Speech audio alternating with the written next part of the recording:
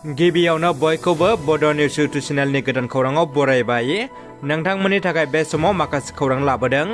भिडिअखौ जोबजासे नायलांनो दाबाव आरो चेनेलाव गोदानब्ला अन्नानै साबस्क्राइब खालामना बेल आइकनआ अलाव होनानै ला आरो भिडिअखौ लाइक कमेन्ट शेयार खालामनो गुरै खावलायबाय। दानिया फैदो दिनैनि खौराङाव। गिबि खौराङाव दङ जोबोद गोजोनथाव खौरां, गेलेमु बर' फिसानि गोग्गाथाव खौरां। बर' फिसा सानमा ब्रह्मआ रुस हादराव उसु गेलेनो सायख'जादों। सोलिफु बुब्लियाव रासियानि राजधानी मस्क'आव जानो गोनां उसु स्टार चेम्पियनशिप 2023आव आसामनिफ्राय सानै उसु गेलेगिरिया सायख'जादों। बिथांमोना जादों सानमा ब्रह्म आरो नेंसि बरफुकन। बिथां सानै गेलेगिरिया भारतनि जानानै मस्क'आव उसु गेलेनो थाखाय थागथियारि जाबाय। क'क्राझार ग्रीनफील्डआव UPPL राजखान्थि हान्जाया गेदेरथार सुबुंगौमा खालामदों। बे राजखान्थियारि सुबुंगौमायावनो एबसुनि बारग' बुंथिगिरि जन गुज्जरा UPPL दोलोआव जइन जाबाय। क'क्राझाराव UPPL दोलोनि गेदेरथार सुबुं हान्जा सुनाय हाबाफारियाव बाहागो लानानै एबसुनि बारग' बुंथिगिरि जन गुज्जरा प्रमद बर'जों आखाइ गोरोबो। UPPL दोलोआव जइन जानाय एबसुनि बारग' दैदेनगिरिखौ UPPL दोलोआव बरना लायो। भारतनि लेङाइ हादरगिरिया आसामाव गिबि खेब दावबायफैगोन। भारतनि लेङाइ हादरगिरि जगदीप धनखरआ आसामनि डिब्रुगड़ मुलुगसोलोंसालिनि 21st कनभकेसन सेरेमनियाव बाहागो लानो थाखाय गिबि खेब आसामाव दावबायफैगोन।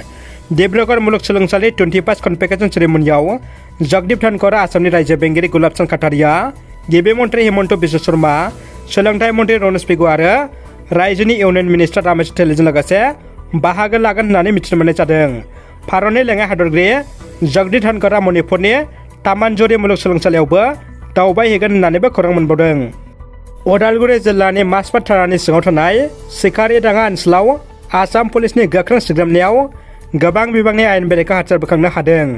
उदालगुरि जिल्ला पुलिसआ गोबां बिबांनि हाथियार बोखांनो हादों।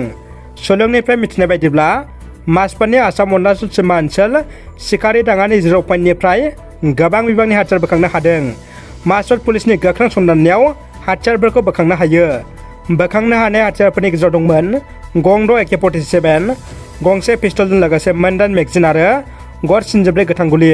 बोखांनो हानाय हाथियारफोरनि माबे उदखारि हान्जानि बेनि सायाव पुलिस बिफाना रोखा खेंफोरथि होआखै।